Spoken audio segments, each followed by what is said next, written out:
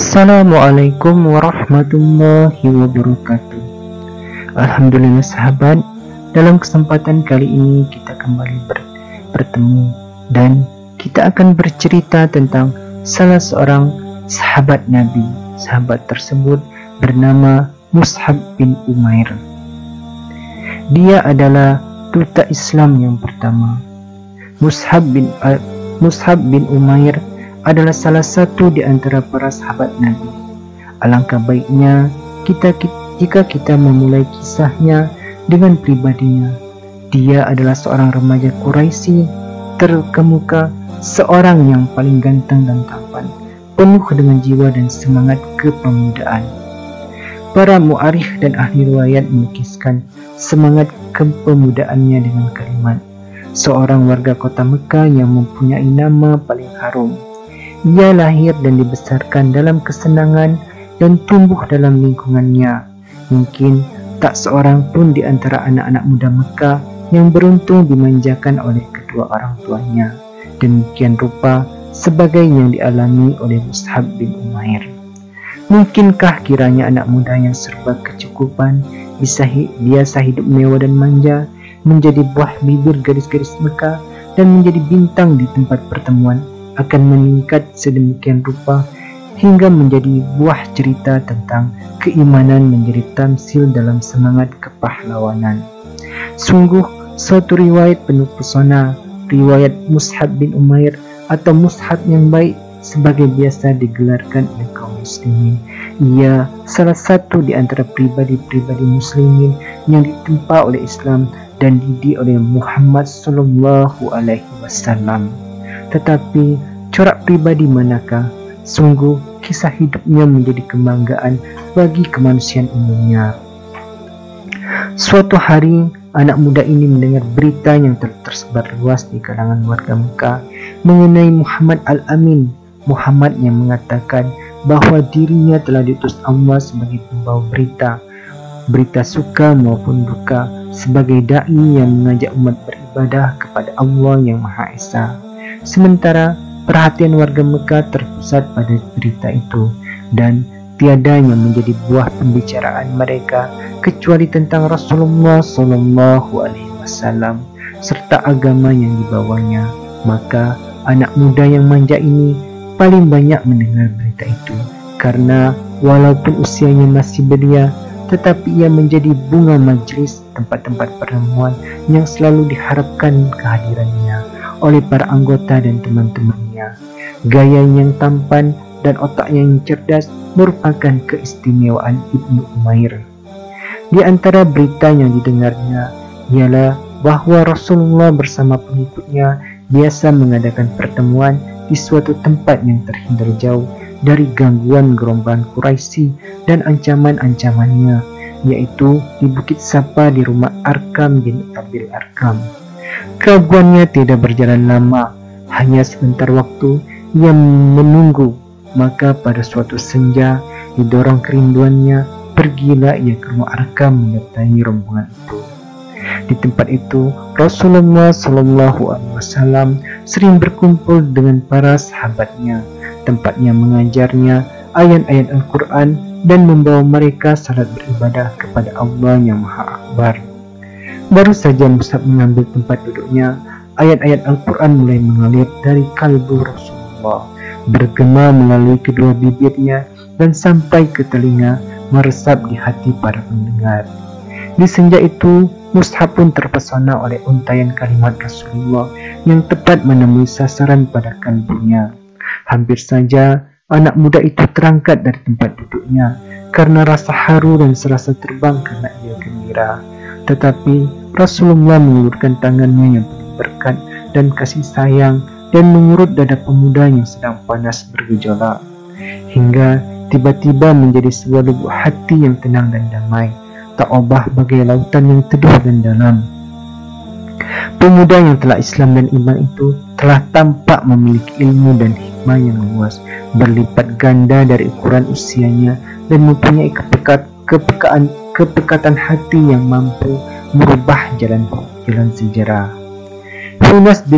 Hunas binti Malik yakni Ibunda Mus'ab, seorang yang berkepribadian kuat dan pendirian yang tak dapat ditawar atau diganggu-gugat. Ia wanita yang amat disegani, bahkan ditakuti. Ketika Mus'ab menganut Islam, tiada satu kekuatan pun yang ditakuti dan dikhawatirkannya selain ibunya sendiri. Bahkan walau seluruh penduduk Mekah beserta berhala-berhala, para pembesar dan padang pasirnya berubah rupa menjadi suatu kekuatan yang menakutkan yang hendak menyerang dan menghancurkannya, tentulah Mus'ab akan menganggapnya enteng. Tetapi tantangan dari ibunya bagi Mus'ab tidak dapat dianggap kecil. Ia pun segera berpikir keras dan mengambil keputusan untuk menyembunyikan keislamannya sampai terjadi sesuatu yang dikehendaki Allah. Demikianlah ia senantiasa bolak-balik ke rumah Arkam menghadiri majlis Rasulullah, sedang hatinya merasa bahagia dengan keimanan dan sedia menebusnya dengan amarah murka ibunya yang belum mengetahui berita keislamannya. Tetapi di kota Mekah tiada rahasia yang tersembunyi, apalagi dalam suasana seperti itu. Mata kaum Quraisy berkeliaran di mana-mana, mengikuti setiap langkah dan menyelusuri setiap jejak. Kebetulan seorang yang bernama Utsman bin Talha melihat Mus'ab memasuki rumah Arkam secara sembunyi. Kemudian pada hari yang lain dilihatnya pula ia salat seperti Muhammad. Secepat kilat ia mendapatkan ibu Mus'ab dan melaporkan berita yang dijamin kebenarannya. Berdirilah Mus'ab di hadapan ibu dan keluarganya serta para pembesar Mekah yang berkumpul di rumahnya. Dengan hati yang yakin dan pasti dibacakannya ayat Al-Quran yang disampaikan Rasulullah untuk mencuci hati nurani mereka, mengisinya dengan hikmah dan kemuliaan, kejujuran dan ketakwaan. Ketika sang ibu hendak membungkam mulut putranya dengan tamparan keras, tiba-tiba tangan yang terulur bagai anak panah itu surut dan jatuh terkulai demi melihat nur atau cahaya yang membuat wajah yang telah berseri cemerlang itu kian berwibawa dan patut diindahkan, menimbulkan suasana keibuannya. Ibunda Mus'ab terhindar memukul dan menyakiti putranya, tetapi tak dapat menahan diri dari tuntutan bela berhala-berhalanya dengan jalan lain. Dibawalah putranya itu ke suatu tempat terpencil di rumahnya, lalu dikurung dan dipenjarakan amat rapat. Demikianlah beberapa lama Mus'ab tinggal dalam kurangan sampai saat beberapa orang muslimin hijrah ke Habasyi. Mendengar berita hijrah ini, Mus'ab pun mencari muslihat dan berhasil mengelabui ibu dan penjaga-penjaganya, lalu pergi ke Habasyi melindungi diri. Ia tinggal di sana bersama saudara-saudaranya kaum muhajirin, lalu pulang ke Mekah. Kemudian ia pergi lagi hijrah kedua kalinya bersama para sahabat atas titah Rasulullah dan karena taat kepadanya. Baik di Habasyi maupun di Mekah, ujian dan penderitaan yang harus dilalui Mus'ab di tiap saat dan tempat kian meningkat. Ia telah selesai dan berhasil menempa corak kehidupannya menurut pola dan model yang telah dicontohkan Muhammad SAW. Ia merasa puas bahwa kehidupannya telah layak untuk dipersembahkan bagi pengorbanan terhadap penciptanya yang maha tinggi, Tuhannya yang maha akbar. Pada suatu hari, ia tampil di hadapan beberapa orang muslimin yang sedang duduk sekeliling Rasulullah. Demi memandang Mus'ab, mereka sama menundukkan kepala dan memejamkan mata. Sementara beberapa orang matanya basah karena duka. Mereka melihat Mus'ab memakai jubah usang yang bertambal-tambal, padahal belum lagi hilang dari ingatannya mereka pakaian sebelum masuk Islam. Tak ubahnya bagaikan kembang di taman, berwarna-warni dan menghamburkan bau yang wangi. Adapun Rasulullah menatapnya dengan pandangan penuh arti, disertai cinta, kasih dan syukur dalam hati pada kedua bibirnya. Tersungging senyuman mulia, seraya bersabda, "Dahulu saya lihat Mus'ab ini tak ada yang mengimbanginya dalam memperoleh kesenangan dari orang tuanya, kemudian ditinggalkannya semua itu demi cintanya kepada Allah dan Rasul-Nya. Semenjak ibunya merasa putus asa untuk mengembalikan Mus'ab kepada agama yang lama, ia telah menghentikan segala pemberian yang biasa dilimpahkan kepadanya. Bahkan ia tak sudi nasinya dimakan oleh orang yang telah mengingkari berhala dan patut beroleh kutukan daripadanya, walau anak kandungnya sendiri. Akhir pertemuan Mus'ab dengan ibunya ketika perempuan itu hendak mencoba mengurungnya lagi sewaktu pulang dari Habasyi. Ia pun bersumpah dan menyatakan tekadnya untuk membunuh orang suruhan ibunya bila rencana itu dilakukannya. Karena sang ibu telah mengetahui kebulatan tekad putranya yang telah mengambil satu keputusan, tak ada jalan lain baginya kecuali melepasnya dengan cucuran air mata, sementara Mus'ab mengucapkan selamat berpisah dengan menangis pula. Saat perpisahan menggambarkan kepada kita kegigihan luar biasa dalam kekafiran pihak ibu, sebaiknya kebulatan tekad yang lebih besar dalam mempertahankan keimanan dari pihak anak.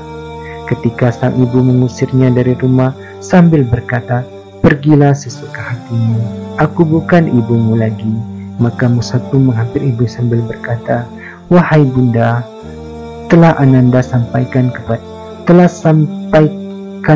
sampaikan nasihat kepada bunda, dan anaknya menaruh kasihan kepada ibunda. Karena itu, saksikanlah bahwa Tuhan melainkan Allah dan Muhammad adalah hamba dan utusannya." Dengan murka dan naik darah ibunya menyahut, "Demi bintang, sekali-kali aku takkan masuk ke dalam agamamu itu. Otakku bisa jadi rusak dan pikiranku takkan diindahkannya lagi."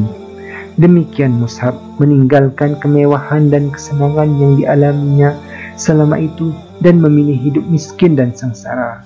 Pemuda ganteng dan perlente itu kini telah menjadi seorang melarat dengan pakaian yang kasar dan usang.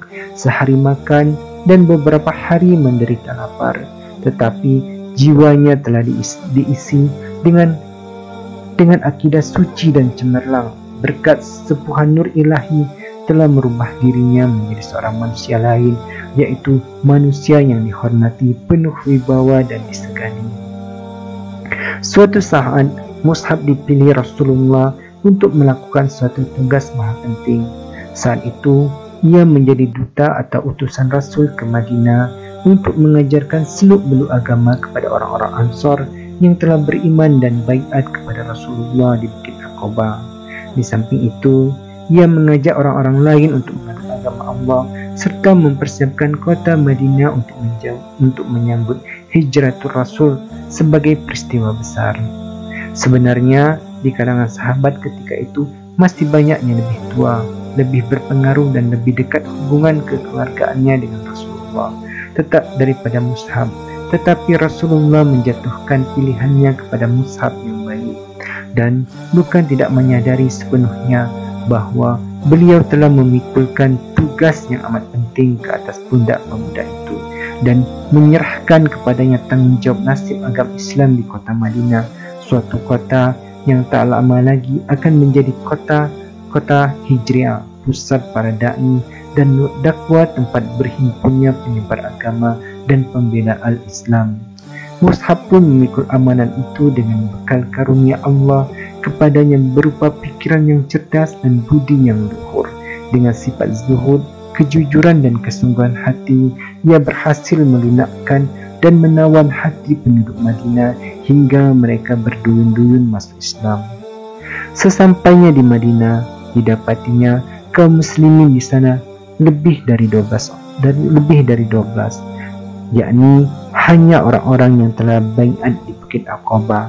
Tetapi tidak sampai beberapa bulan kemudian meningkatlah orang yang sama-sama memenuhi panggilan Allah dan Rasul-Nya.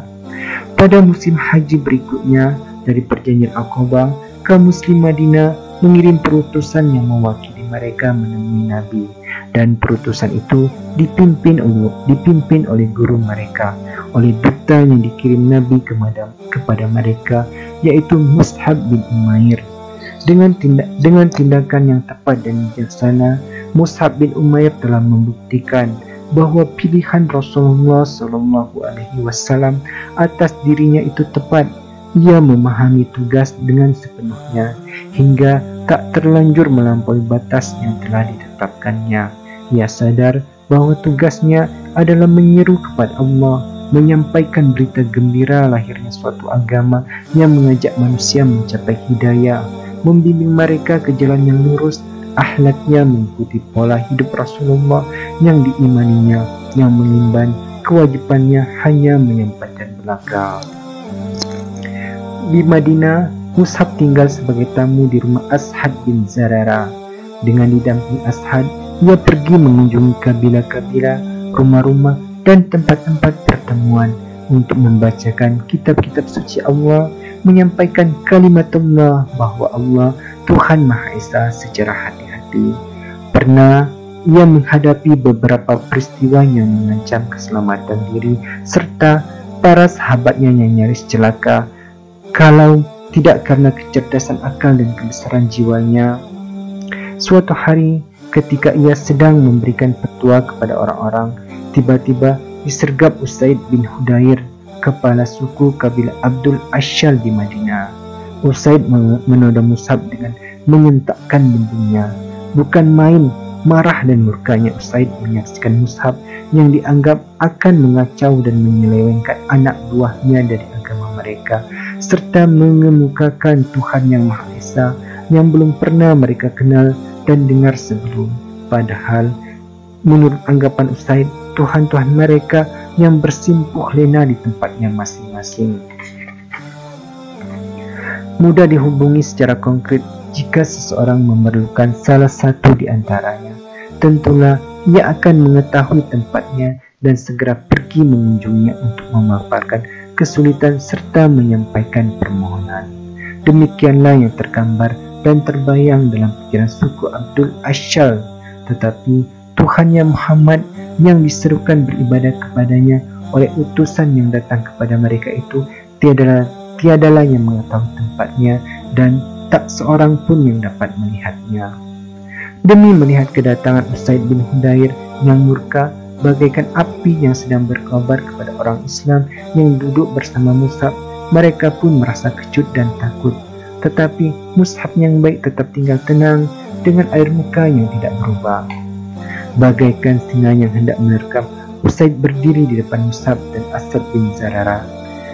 Bentaknya, "Apa maksud kalian datang ke kampung kami? Apakah hendak membodohi rakyat kecil kami? Tinggalkan segera tempat ini. Jika tak ingin, segera nyawa kalian melayang." Seperti tenang dan mantapnya samudra dalam, laksana tenang dan damainya cahaya fajar, terpancarlah ketulusan hati Mus'ab yang baik.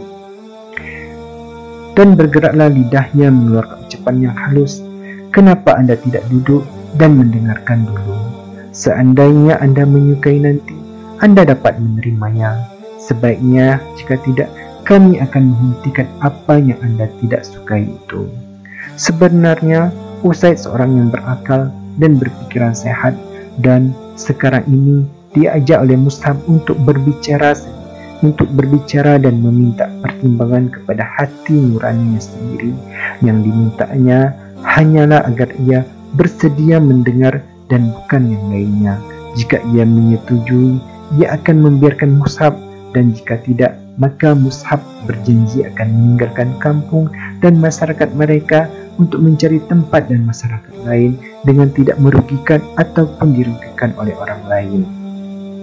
"Sekarang saya insaf," ujar Usaid, lalu menjatuhkan lembingnya ke tanah dan duduk mendengarkan demi Mus'ab membacakan ayat-ayat Al-Quran dan menguraikan dakwah yang dibawa oleh Muhammad Sallallahu Alaihi Wasallam. Maka dada Usaid pun terbuka dan bercahaya, beralun, berirama mengikuti naik turunnya suara serta meresapi keindahannya. Dan belum lagi Mus'ab selesai dari uraiannya, Usaid pun berseru kepadanya dan kepada sahabatnya, "Alangkah indah dan benarnya ucapan itu, dan apakah yang harus dilakukan oleh orang-orang yang hendak masuk agama ini?" Maka sebagai jawabannya, gemuruhlah suara tahlil serempak seakan hendak menggoncangkan bumi. Kemudian ujar Mus'ab, "Hendaklah ia mensucikan diri pakaian dan badannya, serta bersaksi bahwa tiada Tuhan yang hak diibadahi melainkan Allah. Beberapa lama Usaid meninggalkan mereka, kemudian kembali sambil memeras air dari rambutnya. Lalu ia berdiri sambil menyatakan pengakuan bahwa tiada Tuhan yang hak diibadahi melainkan Allah dan Muhammad itu utusan Allah. Secepatnya beritu tersiarlah keislaman Usaid, disusul oleh kehadiran Sa'ad bin Mu'az, dan setelah itu mendengar uraian Mus'ab, Sa'ad merasa puas dan masuk Islam. Langkah ini disusul pula oleh Sa'ad bin Ubadah, dan dengan keislaman mereka berarti selesailah persoalan dengan berbagai suku yang ada di Madinah. Maka warga kota Madinah saling berdatangan dan bertanya sesama mereka, jika Usaid bin Hudayr, Sa'ad bin Ubadah, dan Sa'ad bin Mu'az telah masuk Islam, apa lagi yang kita tunggu? Ayolah kita pergi kepada Mus'ab dan beriman kepadanya. Kata orang itu, kebenaran terpancar dari celah-celah giginya. Demikianlah duta Rasulullah pertama telah menyampaikan hasil gemilang yang tiada taranya, suatu keberhasilan yang memang wajar dan layak diperolehnya. Hari-hari dan tahun berlalu dan Rasulullah bersama para sahabatnya hijrah ke Madinah. Orang-orang Quraisy semakin geram dan dendam. Mereka menyiapkan tenaga untuk melanjutkan tindakan dan kekerasan terhadap hamba-hamba Allah yang soleh. Terjadilah perang Badar, dan kaum Quraisy pun beroleh pelajaran pahit yang menghabiskan sisa pikiran sehat mereka, hingga mereka berusaha menembus kekalahan. Kemudian datanglah giliran perang Uhud, dan kaum muslimin pun bersiap-siap mengatur barisan. Rasulullah berdiri di tengah barisan dan menatap setiap wajah orang beriman, menyelidiki siapa yang sebaiknya membawa bendera. Maka terpanggillah Mus'ab yang baik dan pahlawan itu tampil sebagai pembawa bendera. Peperangan berkobar lalu berkecamuk dengan sengitnya. Pasukan panah melanggar tidak mentaati peraturan Rasulullah. Mereka meninggalkan kedudukannya di celah bukit setelah melihat orang-orang musyrik menderita kekalahan dan mengundurkan diri. Perbuatan mereka itu secepatnya berubah ke sana, hingga kemenangan kaum muslimin beralih menjadi kekalahan. Dengan tiada diduga, pasukan berkuda Quraisy menyerbu kaum muslimin dari puncak bukit. Lalu tombak dan pedang pun berdentang bagaikan mengamuk membantai kaum muslimin yang tengah kacau balau. Melihat barisan kaum muslimin porak-poranda, musuh pun menunjukkan serangan ke arah Rasulullah dengan maksud menghantamnya.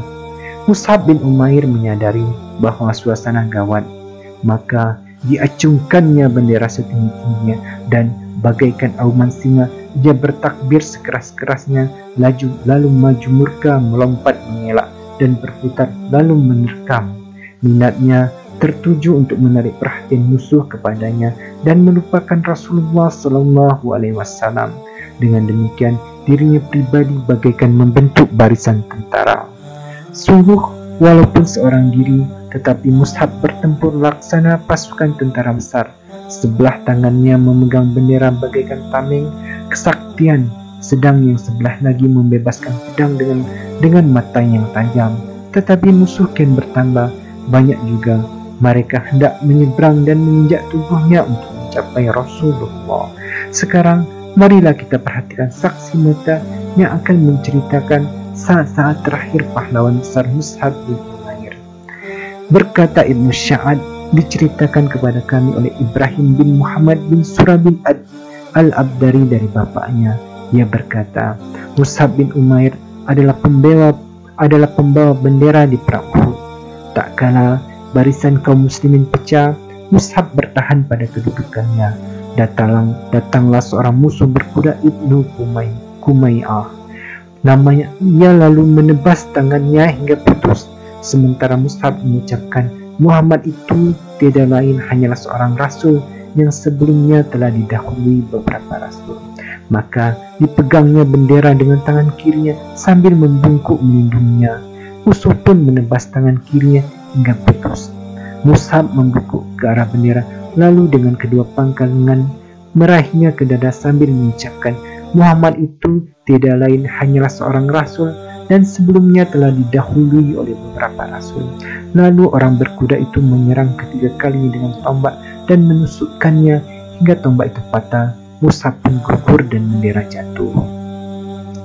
Gugurnya Mus'ab dan jatuhnya bendera, ia gugur sebagai bintang dan mahkota para syuhada, dan hal itu dialaminya setelah dengan keberanian besar mengarungi kancah pengorbanan dan keimanan. Di saat itu Mus'ab berpendapat bahwa sekiranya ia gugur, tentulah jalan para pembunuh akan terbuka lebar menuju Rasulullah tanpa ada pembela yang akan mempertahankannya. Demi cintanya yang tiada terbatas kepada Rasulullah dan cemas memikirkan nasibnya nanti. Ketika ia akan pergi berlalu, setiap kali pedang jatuh menerbangkan sebelah tangannya.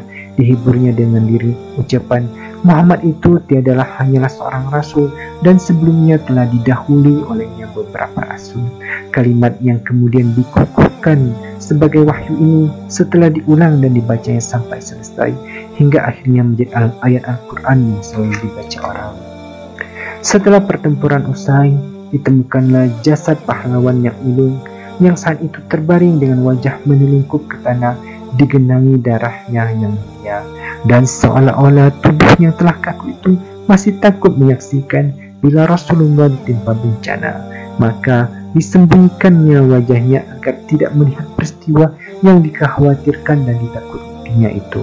Atau mungkin juga ia merasa malu karena telah gugur sebelum hatinya tentram beroleh kepastian akan keselamatan Rasulullah. Sebelum ia selesai menunaikan tugasnya dalam membela dan mempertahankan Rasulullah sampai berhasil, maka Mus'ab cukuplah bagimu Ar-Rahman, namamu harum semerbak dalam kehidupan. Rasulullah bersama para sahabat datang meninjau medan pertempuran untuk menyampaikan perpisahan kepada para syuhada. Ketika sampai di tempat terbaringnya jasad Mus'ab, bercucuran dengan deras air matanya. Betapapun luka pedih dan dukanya di dalam menimpa Rasulullah karena gugur pamandah Hamzah dan dirusak tubuhnya oleh orang musyrik demikian rupa hingga bercucuran air mata, dan betapapun penuhnya medan laga dengan mayat dan para sahabat dan kawan-kawannya yang masing-masing mereka merupakan panji-panji ketulusan, kesucian dan cahaya. Betapa juga manusia itu, tapi Rasulullah tak melewatkan berhenti senyap dekat jasad putanya yang pertama untuk melepas dan mengeluarkan isi hatinya. Memang Rasulullah berdiri di depan Mus'ab bin Umair dengan pandangan mata yang pendek, bagai menyelubungi dengan kesetiaan dan kasih sayang. Dibacakannya ayat, di antara orang-orang mukmin itu terdapat pahlawan-pahlawan yang telah menepati janjinya dengan Allah. Kemudian setelah melayangkan pandangan, ia ke arah medan serta para syuhada, kawan-kawan Mus'ab yang tergeletak di atasnya. Rasulullah bersabda, sungguh Rasulullah akan menjadi saksi nanti di hari kiamat bahwa tuan-tuan semua adalah syuhada di sisi Allah. Kemudian sambil berpaling ke arah sahabatnya yang masih hidup, hai manusia, berziarahlah dan berkunjunglah kepada mereka serta ucapkan salam. Demi Allah yang menguasai nyawaku, tak seorang pun muslim sampai hari kiamat yang memberi salam kepada mereka, pasti mereka akan membalasnya. Demikianlah sebuah kisah dari salah seorang sahabat yang mulia, Mus'ab bin Umair. Semoga kita bisa mengambil pelajaran dan hikmah atas perjalanan hidupnya. Assalamualaikum warahmatullahi wabarakatuh.